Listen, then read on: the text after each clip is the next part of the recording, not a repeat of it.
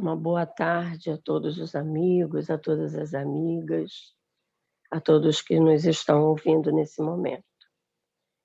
No sábado passado, nós fizemos o primeiro parágrafo desse mesmo item 5 do capítulo 5. E hoje nós vamos dar continuidade lendo o segundo parágrafo do item 5 desse capítulo, que diz assim: entretanto, a experiência, algumas vezes, chega um pouco tarde, quando a vida já foi desperdiçada e turbada, quando as forças já estão gastas e sem remédio o mal. Põe-se então o homem a dizer: se no começo dos meus dias eu soubera o que sei hoje, quantos passos em falso teria evitado? Se houvesse de recomeçar, conduzir-me-ia de outra maneira. No entanto, já não há mais tempo. Como o obreiro preguiçoso que diz: perdi meu dia, também ele diz: perdi a minha vida. Contudo, assim como para o obreiro, o sol se levanta no dia seguinte, permitindo-lhe neste reparar o tempo perdido, também para o homem, após a noite do túmulo, brilhará o sol de uma nova vida, em que lhe será possível aproveitar a experiência do passado e as suas boas resoluções para o futuro. Então, quando eu li esse trecho que Kardec colocou nesse item, ele soou para mim como uma poesia. Ele diz assim, só para relembrar de novo: assim como para o obreiro o sol se levanta no dia seguinte, permitindo-lhe neste reparar o tempo perdido, também para o homem, após a noite do túmulo, brilhará o sol de uma nova vida, em que lhe será possível aproveitar a experiência do passado e suas boas resoluções para o futuro. Deus é todo amor, justiça e bondade, e jamais nega amparo a um filho. Precisamos nos convencer disso. E a nossa história de hoje foi retirada do livro Estude e Viva, ditada pelo irmão X ao médium Francisco Cândido Xavier, e nos mostrará como isso acontece. Nos mostrará como a lei de causa e efeito nos alcança para que tenhamos sempre uma oportunidade nova de aprender, de crescer como espíritos imortais que somos. Então, nós vamos ler a história narrada pelo irmão X. O nome da história é História de um Pão.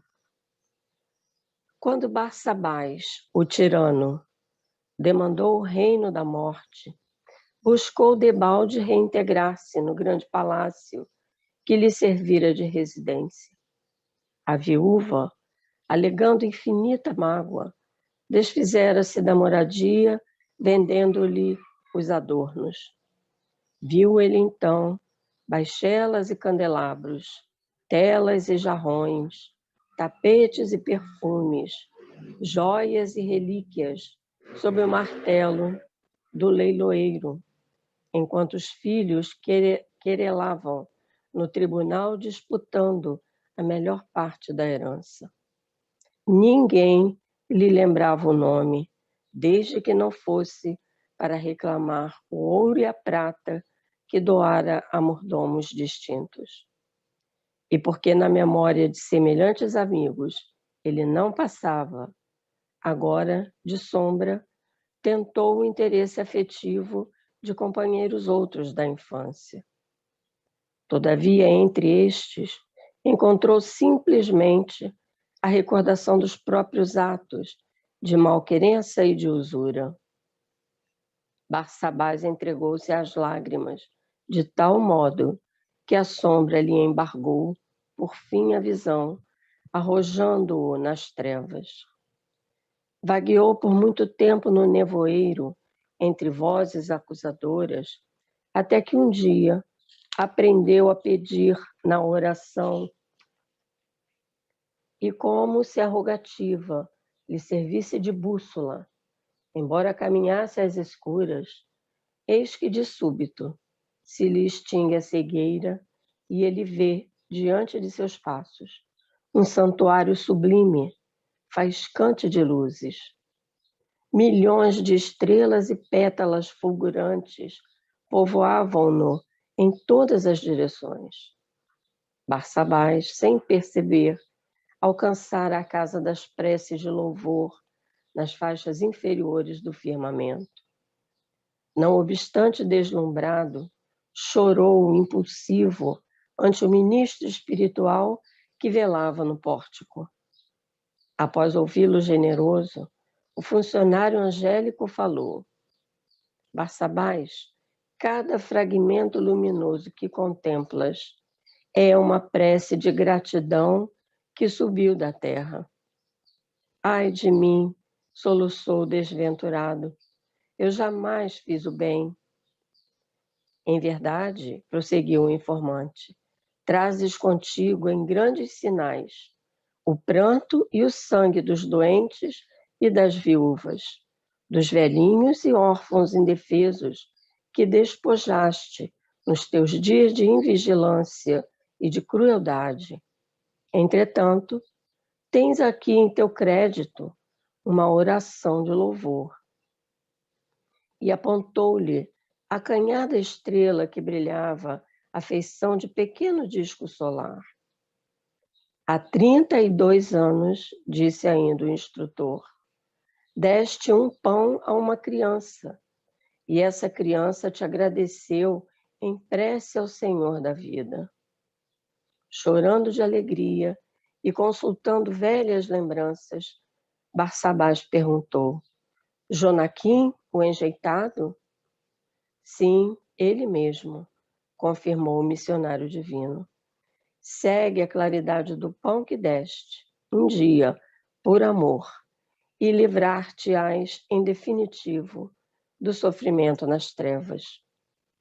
E Barsabás acompanhou o tênue raio do tênue fulgor que se desprendia daquela gota estrelar. Mas, ao invés de elevar-se às alturas, encontrou-se numa carpintaria, humilde na própria terra. Um homem calejado aí refletia, manobrando a enxó em pesado lenho. Era Jonaquim, aos 40 anos de idade. Como se estivessem os dois identificados no doce fio de luz, Barsabás abraçou-se a ele, qual viajante abatido de volta ao calor do lar. Decorrido um ano, Jonaquim, o carpinteiro, ostentava sorridente nos braços mais um filhinho, cujos louros cabelos emolduravam belos olhos azuis.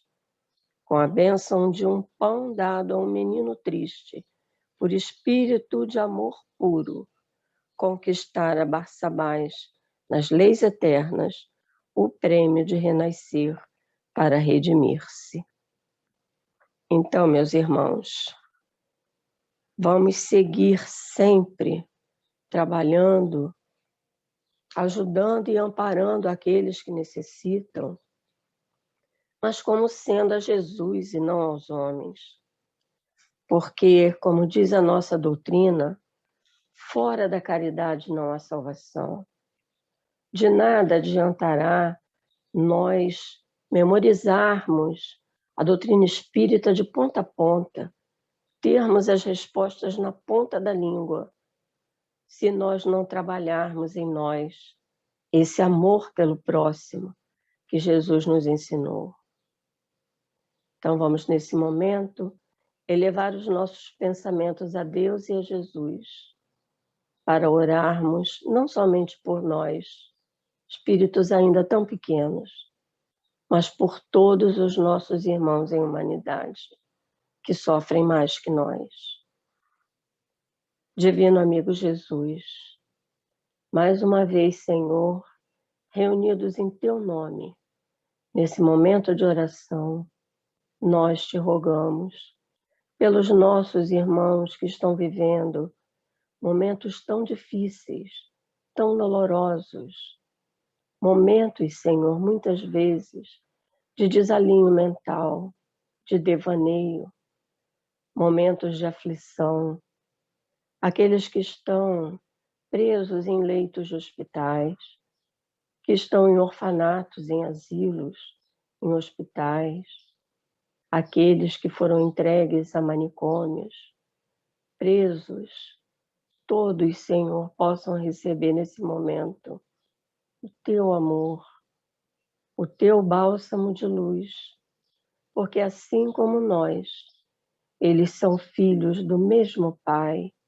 desse Pai de imenso amor, que sempre nos dá uma nova oportunidade para refazermos aquilo que fizemos mal feito. Te agradecemos, Senhor, o conhecimento que essa doutrina magnífica nos oferece. E que esse conhecimento, o Consolador prometido pelo nosso Mestre Jesus, possa nos fortalecer, possa nos fazer caminhar com muita confiança e com muita fé. Abençoa todos nós, aos nossos lares, familiares e a todos aqueles que nesse momento passam em nossos pensamentos. Muito obrigada, Divino Amigo Jesus, e permanece conosco, hoje e sempre. Que assim seja, graças a Deus.